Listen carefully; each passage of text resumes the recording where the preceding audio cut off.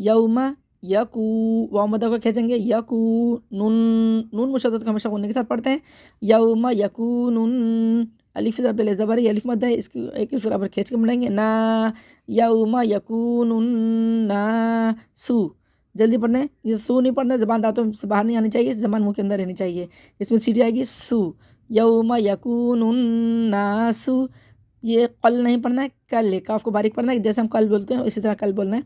काफ को, ये हमज़ा वसल गिर जाएगा, इसको हम काफ को लाम से मिला के पढ़ेंगे कल। फ, जल्दी पढ़ेंगे फ, कल फ, अलिफ से पहले ज़बर है, रो, एक अलिफ बराबर खींच के पढ़ेंगे रो, रा को मोटा पढ़ेंगे क्योंकि रा के ऊपर ज़बर है। पीछे से पढ़ेंगे यौमा यकूनुन नासु कल फरो, शी हम पढ़ते लेकिन लाम साकिन है, तो शीन को हम लाम से मिला के पढ़ लेंगे और हमज़ा वसल गिर जाएगा मिलाने की सूरत में। तो क्या पढ़ेंगे, यौमा यकूनुन नासु कल फरोशिल, मीम को बा से मिला कर पढ़ेंगे मब, यौमा यकूनुन नासु कल फरोशिल मब।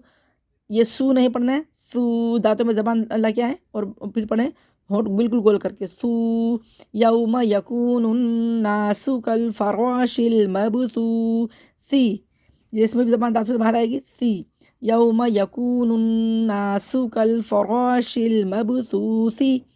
पीछे से मिला के पढ़ेंगे, वफ़ की सूरत में ज़ेर ख़त्म हो जाएगा और साकिन हो जाएगा, तो वफ़ की सूरत में पढ़ेंगे यौमा यकूनुन नासु। देखें सीटी, इसमें सीटी आई है सू और ये सू, ठीक है। इसको हमने जल्दी पढ़ा, पेश को जल्दी पढ़ते हैं और वाव मद्दा को खींच के पढ़ेंगे, वाव साकिन से पहले पेश, ये वाव मद्दा, इसको एक बराबर खींच के पढ़ेंगे सू सू सू। साथ साथ मैं आपको कवायद भी बता रही हूँ।